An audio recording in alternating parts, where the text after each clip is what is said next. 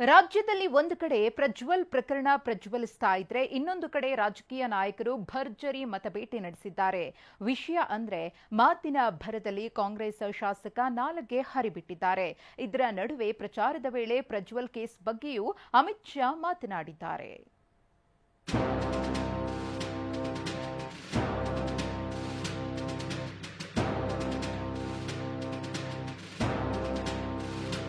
ಐದೇ 5 ದಿನ ಮಾತ್ರ 14 ಕ್ಷೇತ್ರಗಳಲ್ಲಿ ಬಹಿರಂಗ ಮತಬೇಟೆಗೆ ಉಳಿದಿರೋದು 5 ದಿನ ಮಾತ್ರ. ಹೀಗಾಗಿ ಎರಡೂ ಪಕ್ಷಗಳು ಉತ್ತರ ಕರ್ನಾಟಕಕ್ಕೆ ಲಗ್ಗೆ ಹಾಕಿವೆ. ಬಿಜೆಪಿ ಅಭ್ಯರ್ಥಿಗಳ ಪರ BJP Chanakya Amit Shah road show ಸಮಾವೇಶ ನಡೆಸಿದ್ರೆ, ಕೈ ಅಭ್ಯರ್ಥಿಗಳ ಪರ ಸಿಎಂ ಸಿದ್ದರಾಮಯ್ಯ ಫೀಲ್ಡ್ಗೆ ಇಳಿದಿದ್ರು. ಮೋದಿ ಸತ್ರೆ ಮುಂದೆ ಯಾರು ಪ್ರಧಾನಿ ಆಗಲ್ವಾ?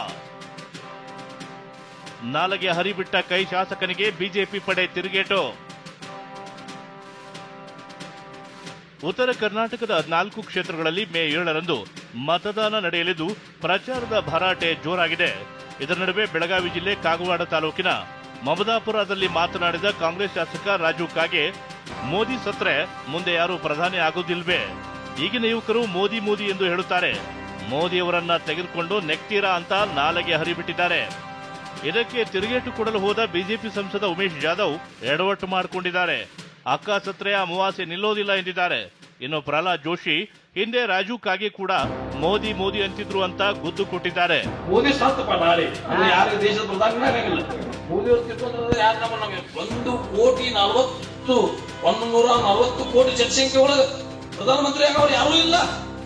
ಇದೊಳಗೆ ಗತಿ ಆಯ್ತು. ಮತ್ತೆ ಏನ್ ಹೇಳ್ತಾರೆ ಹುಡುಗರು ಇವತ್ತಿನಲ್ಲ ಅಗ್ಗ ಸತ್ರ ಅಮಾವಾಸ್ಯೆ ನಿಂದಲ್ಲ. ನಮ್ಮಲ್ಲಿ ಭಾಳ ಮಂದಿ ಅರ ಮೋದಿ ಆದ್ಮೇಲೆ ಪ್ರಧಾನಮಂತ್ರಿ ಅವ್ರ ಕೆಪಾಸಿಟಿ ಭಾಳ ಮಂದಿ ಅರ. ಆ ಟೈಮ್ ಬಂದಾಗ ಹೋಗಿ ಆಕ್ಷನ್ ತಗೊಂತಾರೆ ಮೆಸೇಜ್ ಅದು. ಅದ್ರ ಬಗ್ಗೆ ನಾವು ಅವ್ರ ಬಳಿ ಯಾರ ಇಲ್ಲ ವಿಚಾರ ಮಾಡ್ಬೇಕು. ಅವ್ರು ಅಲ್ಲ, ಈ ಕಾಗೆ ಅವರು ಮೊದಲ ನಮ್ಮ ಪಾರ್ಟಿ ಒಳಗೆ ಇದ್ದವ್ರು, ಅವರು ಮೋದಿ ಮೋದಿ ಅಂತ ಹೇಳಿದವ್ರು. ಈಗ ಅಲ್ಲಿ ಹೋದ್ಮೇಲೆ ಸ್ವಲ್ಪ ವರ್ಷ ಚೇಂಜ್ ಆಗಿರ್ತದೆ. ಇಲ್ಲ ಅಂದ್ರೆ ಅನೇಕರಿಗೆ ಹೇಳಿದ್ದಾರೆ, ಮೋದಿಯವ್ರಿಗೆ ಬೈದಾರನ ಮುಂದೆ ಟಿಕೆಟು, ಮೋದಿಯವ್ರಿಗೆ ಬೈದಾರನ ಮಂತ್ರಿಗಿರಿ ಉಳಿತದೆ ಅಂತ ಸ್ವಲ್ಪ ಬೈಕೋತ ಅಡ್ಡಾಡ್ತಿರ್ತಾರೆ ಪಾಪ. ಅದರಿಂದ ಅವರು ರೋಜಿ ರೋಟಿ ನಡೀತಿರ್ತದೆ. ಹಾವೇರಿ ಹುಬ್ಬಳ್ಳಿಯಲ್ಲಿ ಅಮಿತ್ ಶಾ ಮತಬೇಟೆ.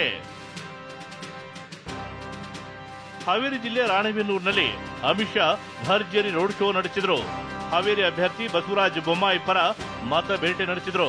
ಬಳಿಕ ಹುಬ್ಬಳ್ಳಿಗೆ ಹಾರಿದ ಶಾ ಏರ್ಪೋರ್ಟ್ನಲ್ಲಿ ನೇಹ ಪೋಷಕರನ್ನ ಭೇಟಿಯಾಗಿ ಸಾಂತ್ವನ ಹೇಳಿದ್ರು. ಬೃಹತ್ ಸಮಾವೇಶ ನಡೆಸಿ ಪ್ರಹ್ಲಾದ್ ಜೋಶಿ ಪರ ಕ್ಯಾಂಪೇನ್ ಮಾಡಿದ್ರು.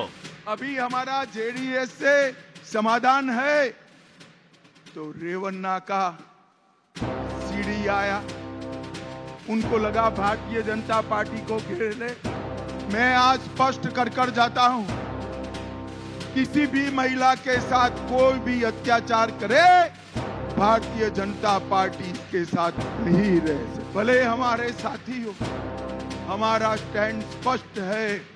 जो इस प्रकार के कृत्य करता है, कठोर से कठोर सजा उनको दिलानी चाहिए, देर नहीं करनी चाहिए.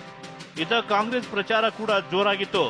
ಯಾದಗಿರಿಗೆ ಎಂಟ್ರಿಯಾಗಿದ್ದ ಸಿಎಂ ಸಿದ್ದರಾಮಯ್ಯ ಲೋಕಸಭೆ ಹಾಗೂ ಸುರಪುರ ವಿಧಾನಸಭೆಯ ಉಪಚುನಾವಣೆ ಸಂಬಂಧ ಪ್ರಚಾರ ನಡೆಸಿದ್ರು.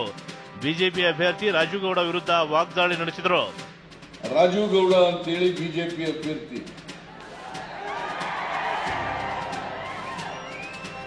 ಅವರು ಹೇಳ್ತಾರಂತೆ ಸಿದ್ದರಾಮಯ್ಯನವರು ನಾವು ಚೆನ್ನಾಗಿದ್ದೀವಿ,